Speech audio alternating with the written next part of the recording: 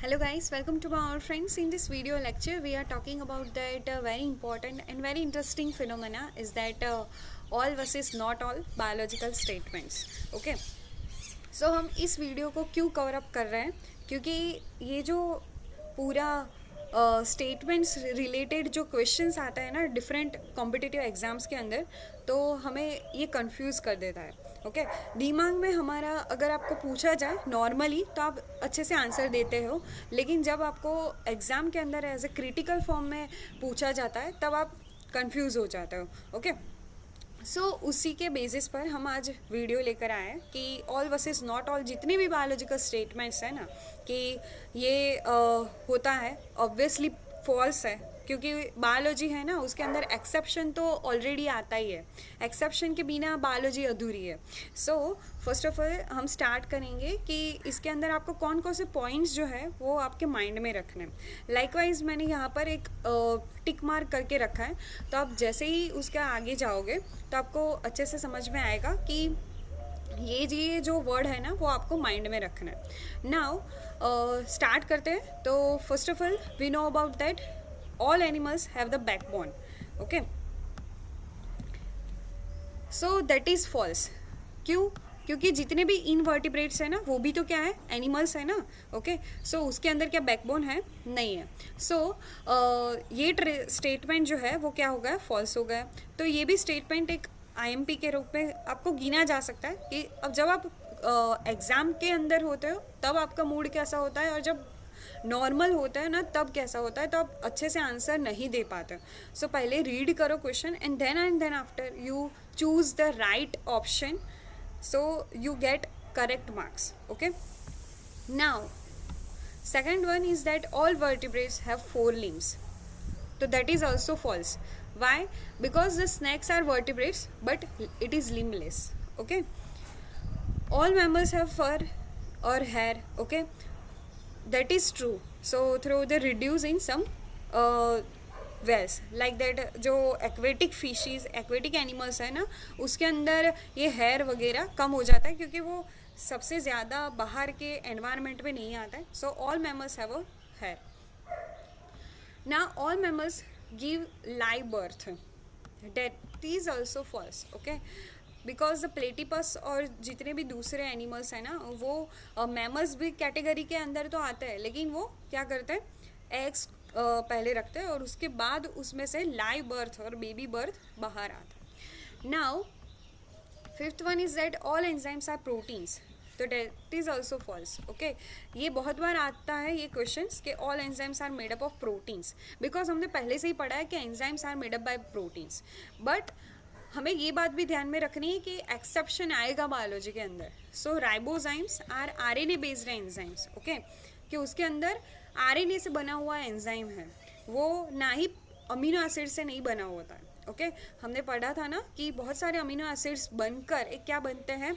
एक protein structure यानी कि 3D कॉन्फॉर्मेशनल स्ट्रक्चर फॉर्म होता है और उसके बाद जो फंक्शनल यूनिट है ना उसको एंजाइम बोलते हैं okay all enzymes are proteins that is false because the exception is ribozyme then after all fungi are multicellular that is not false that is not true okay yeast is unicellular now all plants are photosynthesize which is false why because the cuscuta and rafflesia are the parasitic animals or sorry parasitic plants cuscuta जितने भी हम insectivorous plants की category के अंदर जितने भी plants आते हैं ना उसको हम फोटोसिंथेटिक प्लांट्स की कैटेगरी के अंदर नहीं रख सकते ओके ये भी एक एक्सेप्शन हो गया then after all animals are mobile तो ये भी ट्रू नहीं है सारे एनिमल्स क्या मूव कर सकते हैं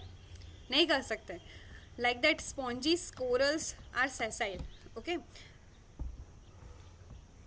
all eukaryotic cells have a nucleus that is false हमारे अंदर जितने भी सेल्स हैं ना उसके अंदर न्यूक्लियस है ये स्टेटमेंट ऐसा कहना चाहता है तो ये नहीं है क्योंकि मामिलियन आरबीसी हमारा जो रेड ब्लड सेल्स है वो ए न्यूक्लिएटेड है ओके जबकि उसके एम्ब्रियोजेनिक पीरियड के अंदर एम्ब्रियोजेनेसिस के पीरियड के अंदर जो आरबीसी होता है वो न्यूक्लियस उसके अंदर होता है, लेकिन जब मैच्योर हो जाता है तब उसमें से न्यूक्लियस रिमूव हो जाता है और तब जाकर हम बोल सकते हैं this is called that red blood corpuscles. Okay, corpus यानी कि जिसके अंदर वो डेड है, जिसके अंदर न्यूक्लियस है ही नहीं, वो क्या है, डेड है।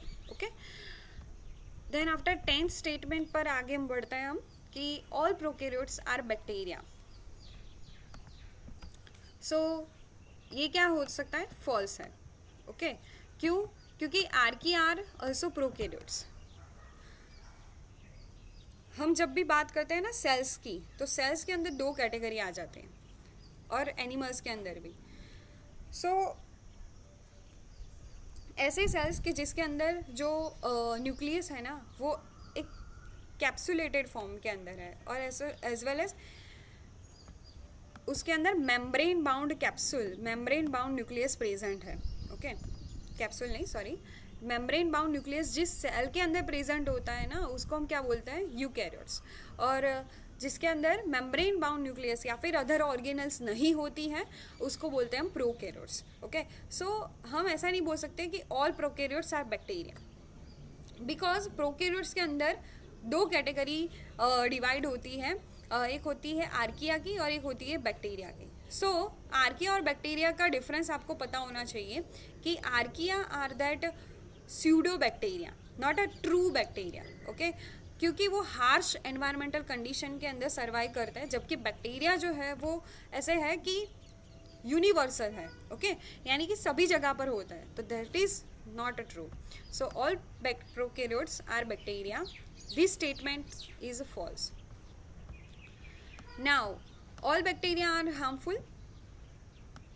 सो सारे बैक्टीरिया हार्मफुल होते हैं आपकी हिसाब से? नहीं। क्यों? क्योंकि some are that beneficial, some are that gut microbiota and some are that decomposers also. So gut microbiota और डीकम्पोजर एज वेल एज बहुत सारी ऐसी कैटेगरी है कि जहाँ पर बैक्टीरिया जो है वो हमें बहुत ज़्यादा हेल्पफुल है। ओके, तो ये बैक्टीरिया कौन कौन से ऐसे बैक्टीरिया है कि जो बहुत ही ज़्यादा हेल्पफुल है लाइफ के लिए, तो वो मुझे आप कमेंट सेक्शन में ज़रूर बताना कि आपको ऐसे कौन कौन से क्राइटेरिया याद है। ओके, देन आफ्टर 12 नंबर का स्टेटमेंट देखते हैं कि all protists are unicellular, that is false. Okay, some are multicellular also. All chlorophyll containing organisms are plants, so that is not true, क्योंकि क्लोरोफिल कंटेनिंग ऑर्गेनिज्म जो है ना वो bacteria भी है। ओके, साइनोबैक्टीरिया जिसके हम बात करते हैं, तो कि साइनोबैक्टीरिया क्या प्लांट्स के अंदर गिने जाएंगे? नहीं, वो बैक्टीरिया है। So all chlorophyll containing organisms are plants, ऐसा अगर आपको 4 मार्क के क्वेश्चंस के अंदर मिलता है तो आप क्या करोगे, उसको फॉल्स करना है। ओके, ये बात ध्यान में रखना। जब ऐसा पूछा जाता है ना कि found the false statement, okay, तो बहुत सारे ऐसे स्टेटमेंट्स आपको दिए जाएंगे कि आपको कंफ्यूज कर देंगे। ओके, कि ये फॉल्स होगा कि ये ट्रू होगा, लेकिन आपको बहुत ही अच्छे तरीके से पढ़ना है, तभी जाकर आप उसका राइट आंसर कर पाओगे। ओके, नाउ 14 नंबर पर बढ़ते हैं आगे। तो ऑल वायरसेस कंटेनिंग डीएनए, तो ऐसा नहीं होता है, क्योंकि HIV, human immunodeficiency virus and other viruses are also contain some genetic material as a RNA। Double stranded हो सकता है या फिर सिंगल स्ट्रैंडेड हो सकता है। सो सभी वायरस के अंदर DNA as a genetic material नहीं है। Then all genes are made up of DNA। Okay, ये हमारे सबके माइंड में आ जाता है कि all genes are made up of DNA, तो ये भी नहीं है ट्रू, क्योंकि वायरस की कैटेगरी के अंदर some RNA genes are also found. Okay, all living cells have mitochondria, that is false, because some anaerobic protists which is lack mitochondria.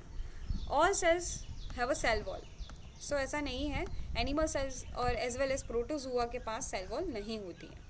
Okay, then after ये तो ट्रू वाला स्टेटमेंट है कि हमारी सेल मेम्ब्रेन जो है वो फॉस्फोलिपिड से बनी हुई है, तो वो तो हमें पता है कि फंडामेंटल एज वेल एज जो मोस्ट एबंडेंट फॉस्फोलिपिड या फिर लिपिड के कैटेगरी के अंदर गिना जाए तो वो है फॉस्फोलिपिड्स, कि जो हमारी प्लाज्मा मेम्ब्रेन की सरफेस पर कवर अप करता हुआ नजर आता है.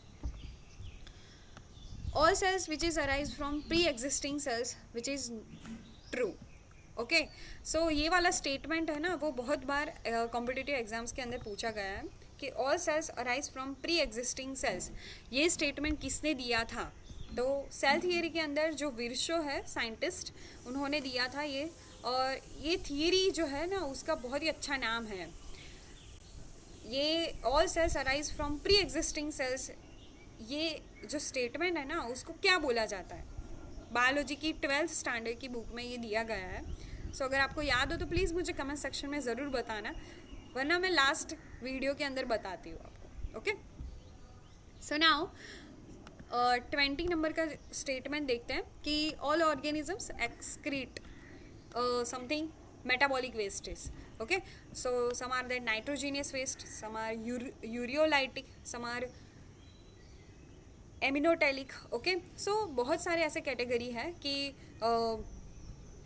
जो ऑर्गेनिज्म अमोनिया को रिमूव करता है, एक्सक्रीट करता है, तो वो कहलाता है aminotelic. Then after ureotelic and uricotelic, ऐसे टाइप के ऑर्गेनिजम्स है. Okay, all flowering plants produce fruits. So ये भी अच्छी बात है कि हाँ, ये स्टेटमेंट ट्रू है कि all flowering plants produce the fruits and fruits develop from the ovary after the fertilization. Now all flowers have the petals.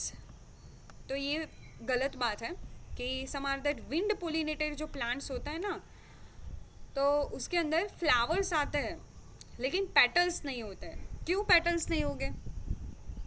क्यों wind pollinated plants के अंदर petals नहीं होंगे? Obviously उसके अंदर पोलिनेशन किसके थ्रू हो रहा है? विंड के थ्रू हो रहा है. तो यहाँ पर अट्रैक्शन की कोई बात ही नहीं हो रही है. ओके, हम बर्ड्स को या फिर इंसेक्ट्स को अट्रैक्ट ही नहीं करना चाहते हैं प्लांट्स के अंदर. ये विंड पोलिनेटेड प्लांट्स जो है ना, उसके अंदर पोलिनेशन बहुत ही अच्छी तरीके से, बहुत ही इजीली वे में हो जाता है, वो विंड के थ्रू होता है. लेकिन उसके अंदर पोलन ग्रेन्स का जो नंबरिंग है वो ज़्यादा होता है, एज वेल एज उसका लॉस भी ज़्यादा होता है, क्योंकि विंड के हिसाब से कुछ पोलन्स ग्रेन्स जो है वो वाटर में भी गिर जाएगी. ओके, जबकि हम ऐसे फ्लावर्स की बात करते हैं कि जो पेटल्स है उसके अंदर बहुत ही ब्यूटीफुल तरीके से पेटल्स मिलते हैं. तो वो क्या करता है, वो क्यों ऐसे पेटल्स उनके अंदर दिखाए गए हैं? क्योंकि यहाँ पर insects, birds and some are that animals are depended, those flowers are depended on that animals, plants as well as birds. So उनके अंदर वो totally depended है कि pollination आपके थ्रू ही होगा, ओके, विंड के थ्रू नहीं होगा. इसीलिए सो ये बात हमें ध्यान में रखनी है, बहुत ही इंपॉर्टेंट है कि all flowers have petals, that is false. Wind pollinated plants के अंदर पेटल्स नहीं होते हैं, okay. All fish have gills, yes, क्योंकि एक्वेटिक रेस्पिरेशन के लिए और उसको सर्वाइव करने के लिए गिल्स तो चाहिए होगी, okay. All reptiles lay eggs, that is false, because some snakes and lizards are viviparous. उसके एग्जाम्पल्स हैं ना, वो आप मुझे कमेंट सेक्शन में बताना कि कौन कौन से एग्जाम्पल्स आ सकते हैं कि जो रेप्टाइल्स जो है वो एग्स ले नहीं करते हैं लेकिन वो विविपेरस है.